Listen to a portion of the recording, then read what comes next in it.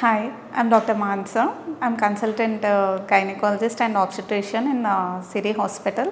మనం ప్రెగ్నెన్సీ ఎలా డయాగ్నోసిస్ చేసుకోవచ్చు అంటే ఏం సిమ్టమ్స్ ఉంటాయి నార్మల్గా యూపీటీ చేసుకోకపోయినా ఎలా అర్థమవుతుంది మనకి ప్రెగ్నెంట్ అని అంటే ఫస్ట్ పీరియడ్ మిస్ అవుతుంది.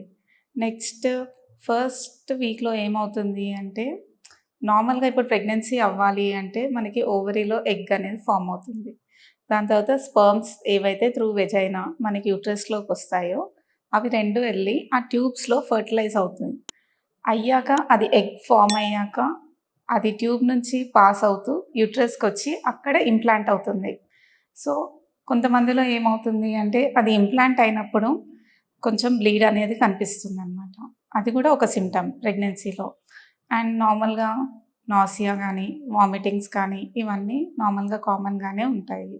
ఫస్ట్ ట్రైమెస్టర్లో ఈజీగా అలసిపోవడం కానీ ఏదైనా స్మెల్స్ కానీ ఎక్కువగా లైక్ హైపరాస్మియా లాగా ఉంటుంది. ఏ స్మెల్ చూసినా మనకు నచ్చకపోవడము ఇవన్నీ ఉంటుంది. అండ్ యూరిన్ అనేది ఎక్కువ సార్లు వెళ్ళడము. ఎందుకు అంటే ఈ ప్రెషర్ పడుతుంది మనకి బ్లాడర్ మీద. దానివల్ల ఇంక్రీస్డ్ ఫ్రీక్వెన్సీ ఉండడం కానీ ఇవన్నీ ఇవి నార్మల్గా సిమ్టమ్స్ ఉంటాయి ఫస్ట్ వీక్ ఆఫ్ ప్రెగ్నెన్సీలో.